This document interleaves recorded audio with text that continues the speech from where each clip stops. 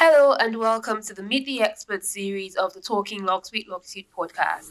I am your host, Ade Balogun, and this episode is produced by Savage Media. After a well-deserved break from season 2 of our podcast, in this first episode of season 3, we would like you to meet Atilola Zino, a trichologist and certified advanced cosmetic scientist, as she takes us on some education on the basics of trichology. Atilola gives a fine introduction of her expertise and craft, which speaks for itself. So without further ado, let's get the conversation going. Hi Atilola, good afternoon and welcome to the very first episode of the Meet the Experts series on the Talking Locs with Locitude podcast. I'm really happy that you have joined us today and thanks for kicking off this series. So can we get to meet you? Hi Ade, thank you very much. I'm very excited to be on your podcast. It's a privilege and I do not take it lightly at all. Of course, my name is Atilola Zino. I'm a certified trichologist. I'm also an advanced cosmetic scientist. I own African Naturalistas in Lagos, Nigeria, and African Naturalistas hair care services all over the world. So I'm very passionate about hair care, as you know, and I use my knowledge to roll out several products, services and innovations to help women all over the world. So I feel like if you can't reach them with your products, you can reach them with your services. And because of that, I've gone ahead to create hair products, over 50 hair products and several services, including memberships, special accountability programs. We have master classes, we have conferences.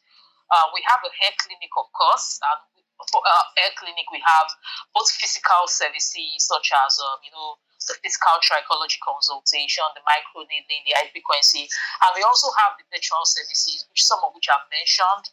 So we have the online trichology consultations, we have our hair loss restoration programs.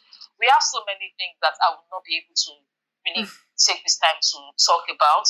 But when it comes to helping ladies with their hair and with their scalp, I can do anything. I can create any program as long as I know that it will be beneficial to the people. So I just love seeing people with great hair, healthy scalp, and peace of mind.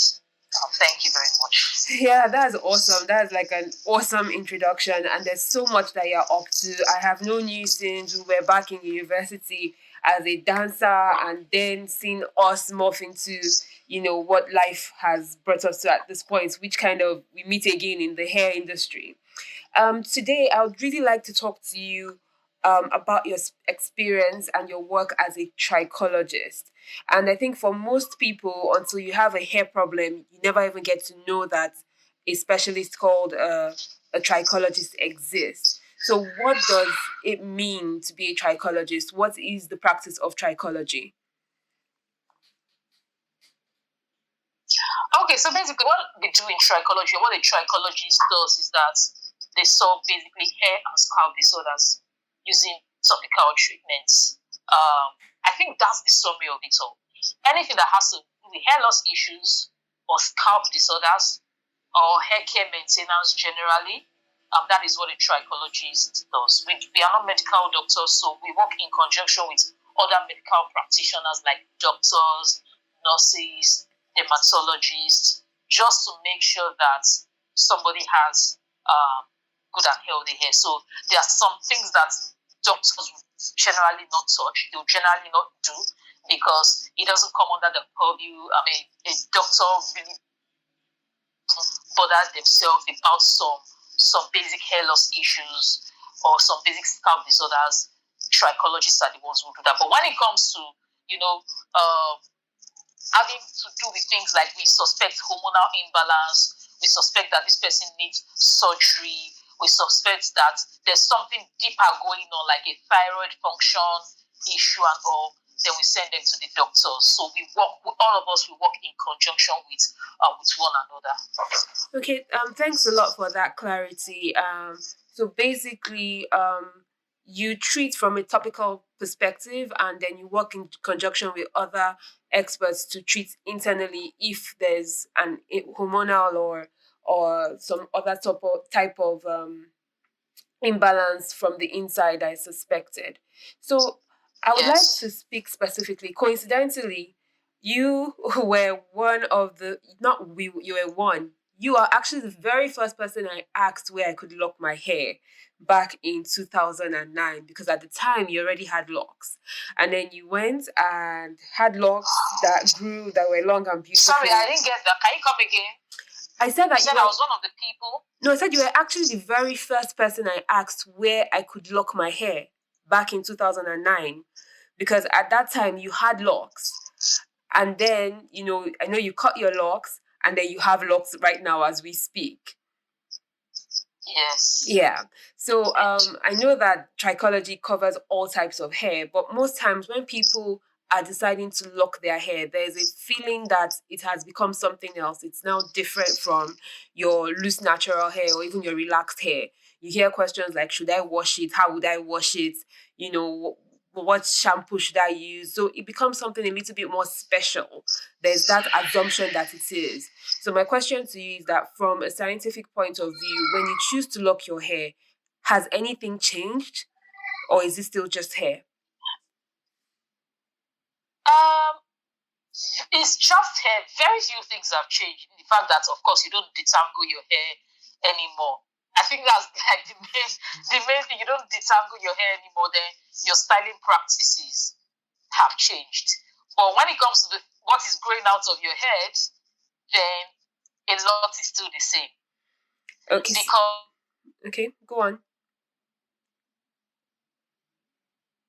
Logist, and after I became a trichologist, and I know better. You get, and there were some things that I allowed to be. Talking in personal perspective now. There were some things that I just took for granted after I became a trichologist, because I'm a trichologist and my hair is locked, so I shouldn't have taken for granted. So I know firsthand that a lot is still the same. Okay, great. Okay, so that's I just want to make sure that at least whatever conversation we have is specifically applicable to people that have locks. So okay. As a loctician myself, and without having the background of the scientific study of hair, I deal with hair on a daily basis, and you see people coming with problems of thinning hair, dandruff, extreme dandruff, scaly scalp, and I personally know when to stop, because usually the first thing you do is that you just try to recommend all sorts of products to try and help your customers. But I know that my experience is mostly limited to my own personal hair.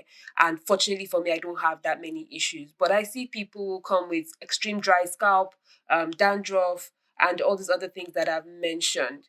I think one of the most common problems that I get to see in my practice is dandruff on the very basic part of it.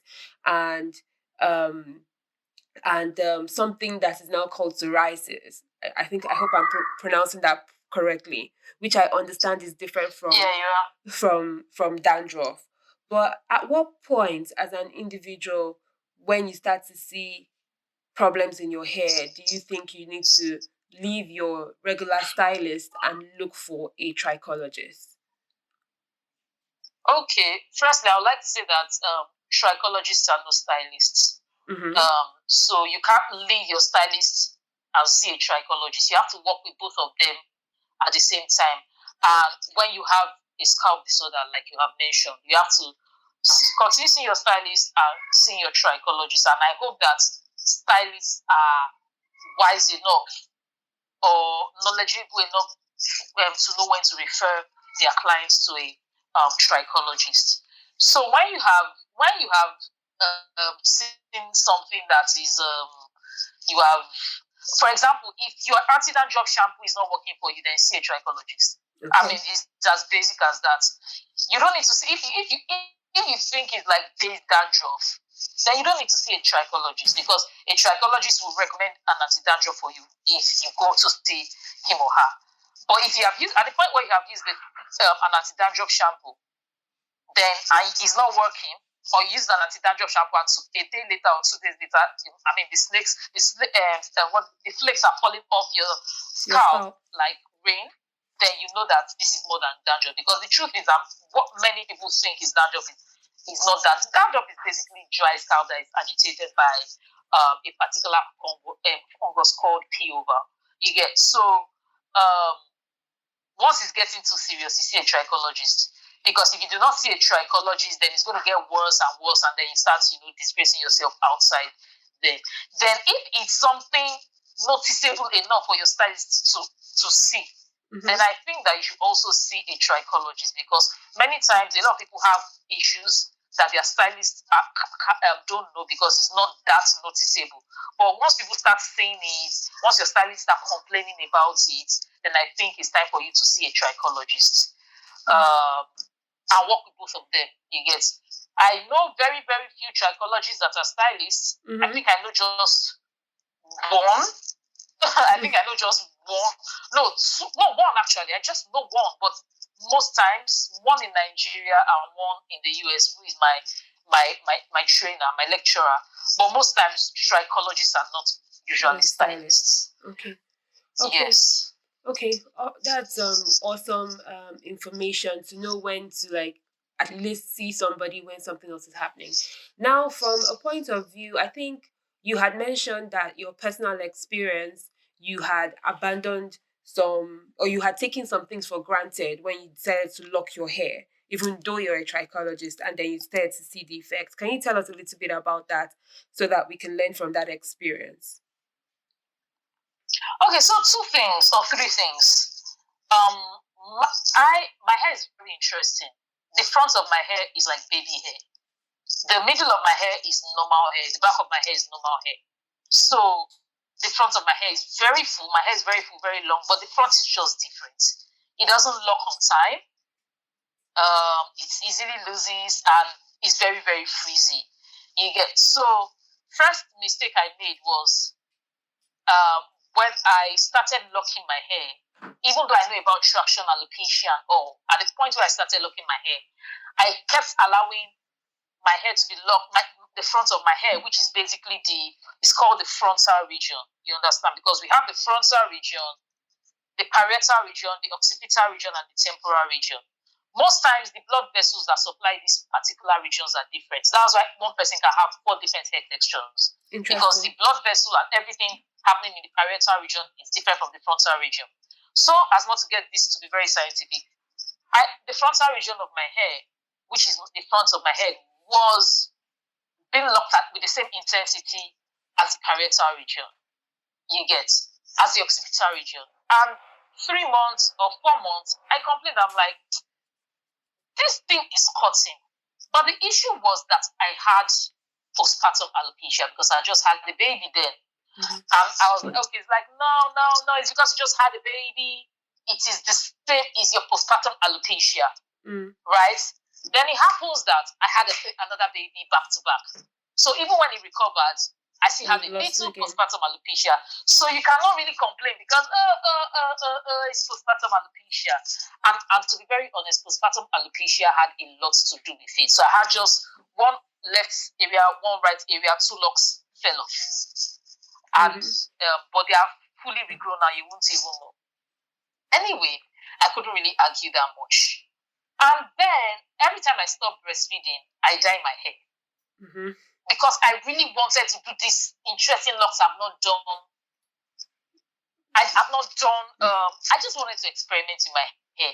So you stop breastfeeding, you dye your hair, then you get pregnant, then you stop breastfeeding, then you dye your hair again. Anyway, it all boiled down to the fact that by the time I finished breastfeeding the second child, who was back to back with the first child, the frontal region of my hair was nothing to write home about. And I looked at my locks in the mirror one day and I said, there is something wrong. There is something wrong. And I remember the second time I did the dyeing was intense dyeing. They had trained my loctician. And the new locticians were only, it was a very, let me just say, it was a very beautiful style. It was so done, like, if I wasn't careful, the hair would have fallen out of my head totally. You get, and I was like, I blamed myself because I know better. I know better. I know better. If somebody had done this and had come to visit the hair clinic, I would have almost blamed the person if the person had the same hair care knowledge like I did. But I didn't. Like I'm even looking for a way to put my statements together. You get? I completely understand. Yeah. 1 year journey of repairing that was unnecessary. What would I have done? What would I have done differently? Yeah, I might still have dyed my hair, but maybe not dyed with such intensity. Allow such intensity of traction after dyeing it. You get? And maybe I would have said, okay, Atilola, the front of your hair is different from the back of your hair. Because that's the truth. The front of my hair is different from the back of my hair. Hair can never fall off at the back of my hair or in the parietal region. But the front of my hair, it can easily fall off. It used to fall off when I used to braid my hair in those days when I knew nothing about hair care. So why should I think it would be different now that I'm locking my hair? Interesting. So, that was my mistake. And, I'm on the journey of recovery. I've recovered fully. But it can still be better. But that was my mistake. Yes. Okay, so that's awesome information. There are two things that you actually spoke on in sharing your personal experience that I would like us to. That first of all, I didn't realize that the act of stopping breastfeeding can actually even affect your hair. This is the first time I'm hearing that. Okay. No. I think there's a mistake there. The act of stopping breastfeeding doesn't affect your hair, but I could only dye my hair when I stopped breastfeeding. Okay. So that's why the dye coincided with that, because I dyed my hair twice, after the first breastfeeding and after the second breastfeeding. Okay. And immediately after the first breastfeeding, I got pregnant immediately. So I'm dyeing my hair, I'm getting pregnant immediately, my body is changing, my hair is falling, and I'm still engaging in serious traction. So it was all those factors put together. Okay, all right, cool. So basically, you shouldn't actually dye your hair while you're breastfeeding. Yeah, my hairstylist is a very knowledgeable one, and she refused to dye your hair, and that's just because it's chemical. Anything can sink into your bloodstream. That's the truth. Okay. Ideally, you should not relax your hair when you're breastfeeding. You can relax your hair, but what if you are the unlucky person? What if you are the unlucky person that gets the chemical sicked into your bloodstream? The people that have CCCA today, they are the unlucky ones. But not everybody relaxing their hair have CCCA. But the unlucky ones have CCCA at the end of the day. CCCA is central secretional centrifugal alopecia. Okay. Sorry for the medical jargons. I was going to ask something, and I'm very happy that you kind of cleared that. So that's when the center of your hair basically pulls out. Yes, no. When they say scar tissue that forms underneath your scalp, it basically affects the center of your hair. So the scar tissue blocks the hair follicles, and the hair follicles basically die off, and the hair stops growing. And there's a thick scar underneath your scalp. Interesting. But it's invisible to the eyes, yes. Interesting. That is a very, very interesting thing, because you see a lot of women who are coming in with that sort of baldness, and you think that, what's going on? Sometimes it's the age, it's the hormones. So sometimes it might actually be from previous chemical processes that you've done to your hair. Okay. Yes. Okay, so now with people that have locks, color, like you rightly said, is one of the things that we all love to do. Everybody wants to see their hair blonde, green, gold, something. Sometimes some people even come to me and say, I want you to dye my hair white. And I'm always like, if I do that, you will have no hair left. You will have no hair left at the end of that chemical process that will change your hair from black to white. So now, and I personally, based off of my experience of doing this for the past 6 years and seeing the effect of color has had on my own hair and on some of the people's hair that I've done, it's something that I rarely advise. And when people choose to do it, I kind of make them know that they really have to pay attention to taking care of their hair. I normally preach that when you color your hair, you are stripping it off of some of its natural nutrients and layers, and so it becomes more susceptible to breakage. So as a trichologist, is there really a safe way to color your hair, or you just kind of have to live with the eventual damage that comes out of coloring your hair? Well, there is a safe way to color your hair, but the truth is that colored hair is semi-damaged hair. That's the truth. There's nothing, we cannot hide from the truth. It is not my opinion. It is not your opinion. It is not the opinion of the cosmetics company. It is pure science. When you color your hair, your cuticles are raised. When your cuticles are raised, your cortex is exposed, period. It is period. You can put your hair under the microscope and you will see for yourself. It is the same thing as relaxed hair. Relaxed hair is semi-damaged hair because your cuticles are permanently raised. Same thing for dyed hair. Your cuticles are permanently raised. So the only thing we have to do is to mitigate whatever semi-damage we have caused to our hair by coloring it. You can only mitigate it. You can only try to manage it, but you cannot have your cuticles as flattened as it is when it's not dyed. That is the pure truth. So how do you color your hair safely? Use a professional, number one. Use a professional. Go to a professional, somebody that is trained in hair coloring. Somebody, because there's this thing where what people do now, that they just bleach the hair completely and they leave bleached hair exposed. They don't. So what you're supposed to do is bleach, then deposit, right? And people just bleach. They don't deposit color because they want the very blonde look. They want the very white look, as you have said. They want the very everything look, and they leave the hair bleached. They don't deposit any color back into, to replace the melanin that has been taken out. That's another thing people do. They bleach, they don't deposit. Secondly, they don't go to professionals. Thirdly, they use products that are not worthy, like damaging products. So remember, in those days when we used to relax our hair, we used to have the box relaxers and we used to have the kits. So it's always best for you to have to use the kits, and you cannot use the kits by yourself. You have to have a hair colorist using a kit for you.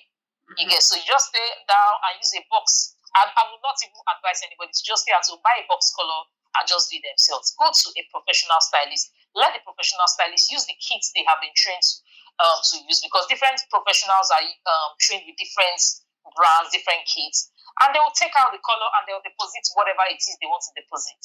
You get? Those are safe ways, I can say, of dyeing. Then for maintenance, you know what to do. If you were moisturizing your hair once, by the time you color your hair, you moisturize your hair 10 times daily. It looks. I'm telling you, if you want to have your hair the way it used to be, anything you were doing once, 3 times 10 once you color your hair. Because remember, I said your cuticles are permanently raised, so your cortex is exposed. It means it's exposed to heat, it's exposed to rain, it's exposed to sun, it's exposed to the weathering effect, it's exposed to everything. So whatever it is you were doing, do it times 10. If you don't want to do it times 10, and many of us are guilty of it, then don't color your hair. Thank or you just very color your much. hair and accept that it will be damaged. Yeah. You can't eat your cake and have it. Atilola, I'm very happy that this is coming from the words of a professional, because a professional trichologist, and coming from a scientific place, because when I tell people, it almost sounds like, oh, Ade, you're just being very kumbaya. Because I was like, if you really, I always try and have people understand that. I was like, you need to make a choice. Most times, if you are looking for length, the fact is that hair is most likely going to be damaged in a year or two and will fall off. So you will not achieve your length goal. So if you really want the color, do it, but you know that you're going to sacrifice something eventually for it. So I'm happy that we've had that color conversation. Now, I really want to talk to, even though my main focus was going to be trichology on this, but there's the trend, and the internet for me has been a very controversial and interesting place, and I think that's one of the things that inspired me to try and put together a series about talking to experts, because everybody now puts a camera in front of their face and tells people what to do. So it's almost like sometimes you see some things and you're like, just watching the video, you're like, oh no, don't do that, you know. And you can see people like literally destroying their hair on a daily basis of this beautiful place called the internet that I'm grateful for. But, it's very difficult for you to differentiate who is giving you good information and who isn't. So for most people, the way I'm taking the conversation to now is basically products. Is there any such thing as a miracle product? Because, people will have dry scalp, dandruff, psoriasis, thinning hair, the CCCA thing that you just talked about with the centrifugal loss of hair and all of that. So people are dealing with all spectrum of issues, but you see products that say, hey, this product is the product. It's going to regrow your hair. Your hair is going to grow 10 inches in 1 month. And it promises all sorts of things. And then, people rush and awesome marketing. So, of course, they get the sales and then you fall into that trap. Is there any such thing as a miracle product? Okay. Because I'm a product manufacturer, I'm a cosmetic scientist. I think I can give a balanced view. Hello? Yeah, I can give a balanced view here. So now what we have is products that stimulates hair growth. So we have things that actually stimulate hair growth, and some people use those ingredients in their products, but you will still need to do your work. So now, like I tell people, if you give me hair follicles that are active and you give me your dedication, I need your dedication, then we can regrow your hair. If we can regrow your hair using, and now there is this, we are now really, really getting into the Ayurveda life, where we have seen Ayurveda work well for hair loss recovery. Now I'm talking about hair loss here. I'm not talking about grow your hair in 7 months kind of thing, or grow bum length hair in 7 months. I'm talking of hair loss recovery now. People that have things like traction alopecia or androgenic alopecia, which is the hormonal type. So we have had things like people using DHT blockers or herbs that have DHT blockers. Those are dihydrotestosterone, which is the hormone that increase the production of androgens, that stop the hair from growing and makes that person develop androgenic alopecia. So we now have herbs that they have DHT blockers, block those hormones. And we have, everybody's not more subject to things like minoxidil anymore. So we have those things and we reverse those hair loss. You get. So we can reverse hair loss with products, which is normal. That's what trichologists have there to do anyway. But if you're looking for a miracle product or a miracle pill, because not only products, it's pills also. And you use and you grow your hair in 2 months. You go to wavelength hair. It's not going to work. You get. The thing is, we can only stimulate growth from your scalp. But the kinds of people that are looking for miracle products that are not ready to do the work, and there are a lot, because most of these people that have traction alopecia have this is out of not doing the work that they get in the first place. If you continue with your lack of hair care, your lack of proper hair care, you're not going to get the results. In fact, the hair will grow, but it will break as it's growing. It's only us that we know that it will be growing and breaking. You will not even know that it's growing. So, for example, a good example, you're using wigs, which is good. Wigs are fine. You're using wigs with severe traction alopecia. As the hair is trying to grow, the wigs will be shaving it off like a cutlass, shaving off grass. You will just be telling, but these your follicles are still active, they are still active. You will not see the growth. You will not see it with your physical eyes. They will be getting shaved off almost immediately. So it is always best to focus on what got that person into that place rather than the product. Right. Yes, rather than the product. We focus on what got you there in the first place. Now, if it's complete hair loss that we are trying to recover, that's a different statement. So you take that one, that's a more intense process. You take the person through the a particular program, whatever this was. It still requires 100% commitment from whoever is the patient. Let's put it like that. Yeah. Right. That makes sense. So the miracle product is this product stimulation plus the real miracle. Your work is the real miracle. The things you do is the real miracle. You get in most. Okay. All right. I know we have talked about some scalp issues like alopecia, postpartum, and traction, and even like dandruff and psoriasis. The next question I have, because I know that trichology is basically a treatment of hair and scalp itself. I'm of the opinion that everything kind of starts from the roots, so from your scalp. If you have healthy scalp, the chances are that you will grow healthy hair.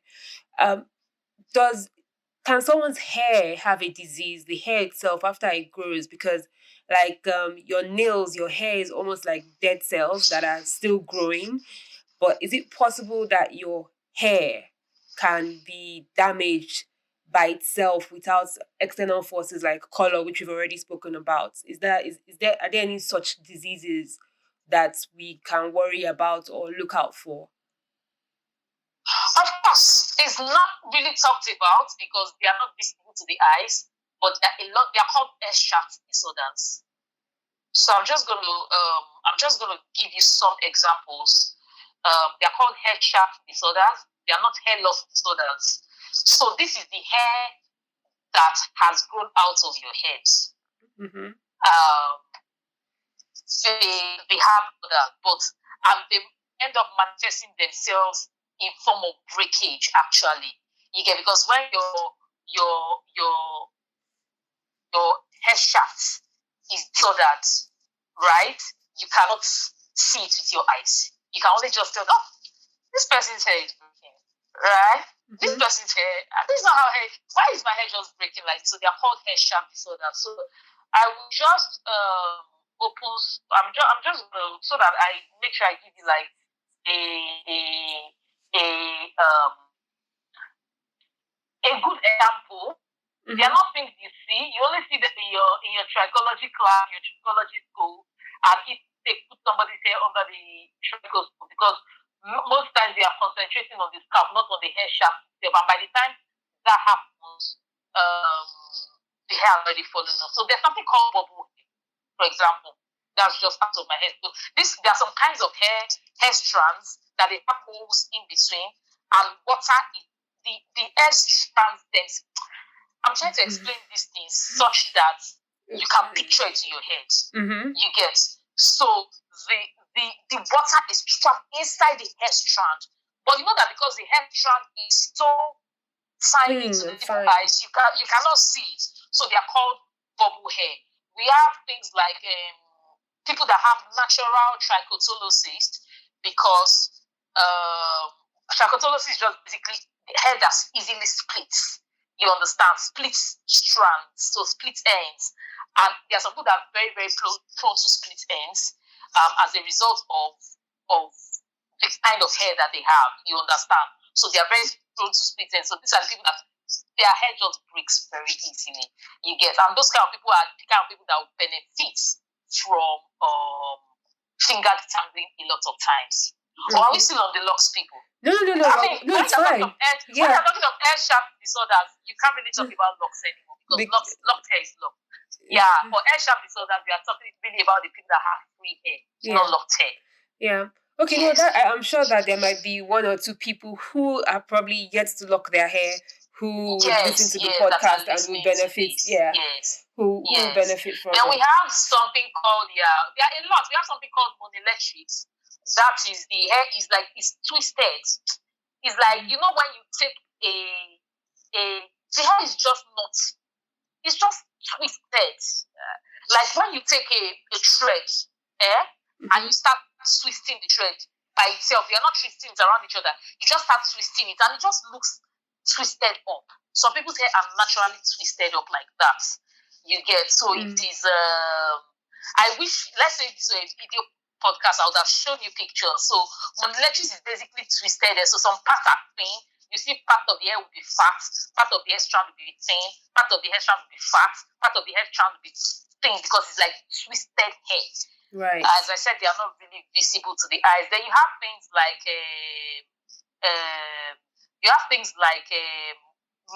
well, that's not a hair strand disorder. That's multigeminy. When you have many hair strands coming out of one follicle, that's why you have people that have really, really, really like is this person's hair real? It's so full because instead of one follicle to produce like 2 strands or 3 strands or even 1 strand, one follicle is producing as much as 10 to 11 strands. It's from one hole. You understand? 10 to 11, and the person has like 1 million follicles over their head. So you can imagine the fullness of the head. Yeah. Then we have things like pilae incarnata, which is ingrown hair. So the hair is so curvy and so sharp that it grows and goes back inside the follicle. So it's so coily, so sharp. It grows, enters the follicle back and grows, and it causes an infection because it's called pilae incarnata, which is ingrown hair. So we have ringed hair. We have so many of them, but people are not really concerned about these hair shaft disorders because it's really more about the hair loss. At the end of the day, hair shaft disorders they manifest themselves in form of hair breakage. Right. Okay, so thank you for the insight and the many technical terms that you've used, but definitely I think if there's anything, you helped me to understand the real need for a trichologist and how, this science is actually very important. So I think I will be wrapping up a bit shortly, and I think I have questions around 2 areas before we wrap up. I want to go back to psoriasis because I think it's one of the most common and most disturbing hair disorders or scalp disorders that I've seen personally, and a lot of people struggle with. And some people are even looking to lock their hair to try and see if they can manage it better, or sometimes, the reverse. For most people, I know I'll recommend a trichologist. They start to use some products and they get some relief. And is this a chronic condition or can it be reversed? Is psoriasis something that you have to treat for the rest of your life, or can it really be reversed and you go back to normal when you have that condition? It can be managed, let me put it that way. Okay. It can be managed to a point where it doesn't really disturb you anymore. You get, so I will say it can be reversed because if you stop managing it, it can come back. Well, some people's own are more chronic than others. You get, so for some people it can be chronic. For some people, psoriasis doesn't happen only on the scalp. It happens on some other parts of the skin also. For some people, it happens just on the scalp. You get, but I will say it can be well managed. Okay. You get, it can be managed to the point where it will not be visible. But you need to continue managing it. So I think that's the question. That's the answer I will give to that. Right. Okay, so the last question is kind of, I don't even know. Let me try and organize my thoughts so that the question comes out the way it is. In my experience so far, I believe that like hair, our lives, our entire being is all connected. Everything is like all connected. And like you rightly said, when I have someone in my chair and I'm doing a consultation and I'm trying to understand what it is they want to even do with their hair from a style point of view, I try to understand other things about their lifestyle to influence how their hair will be treated, because you're just meeting them most times for the first time. So you kind of have to get some background to decide what method we're going to use, what products we're going to use, what kind of allergies they might probably have, because sometimes some people's scalp reactions are actually just an allergic reaction to a particular product. So there's all of that. But at what point do you kind of really know when maybe it is your age, getting older is making you lose your hair, or if it's an hormonal imbalance, or if it is an allergic reaction, because all of these things are so intricately connected. How is it? Let me give an instance of maybe an older woman who is approaching maybe mid 50s. So she's already at that age where some sort of hair loss is kind of expected. However, you are, um, oh, I'm really trying to get to the core of my question. How do you make these connections as a trichologist to know exactly what the best course of action for someone is? Okay. So basically, when they come, there are questions we ask that help us know, and their patterns. They are trained to read patterns. So it's like a traditional doctor. A traditionalist, and traditionalists will throw the calories, and when it comes to say it's from it's an illness, it comes to say it's. So we read the patterns, we read the shapes. So when we read patterns of hair loss, we examine the follicles and we ask questions. It's the pattern that tell us. So for example, a simple thing, hormonal hair loss does not happen in the middle of your head. Okay. I mean, don't let me put it that way, because for somebody say, okay, what's of androgenic alopecia? Hormonal imbalance. Hormonal imbalance does not manifest in the middle of the head. It doesn't.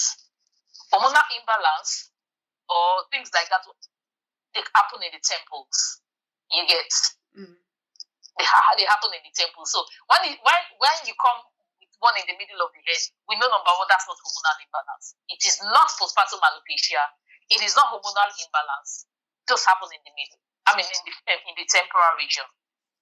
You get? Right. So androgenic alopecia does not happen in the temples, in the temporal region. It happens in the parietal region. So there are things that will happen, but not all parietal regions are androgenic alopecia. So we have to go for that, then examine the follicles. Right. Then there's, there are the vertical hair loss, there's the circular hair loss. So all those things are things we put together. By the time we are done with the consultation, we'll be able to tell what particular hair loss this is. Then if we have any issues, we can send the person for a scalp biopsy. So now give like 100% diagnosis, because what we give is about 98% diagnosis, 99% diagnosis for some kinds of hair loss. For some, we give 100% diagnosis.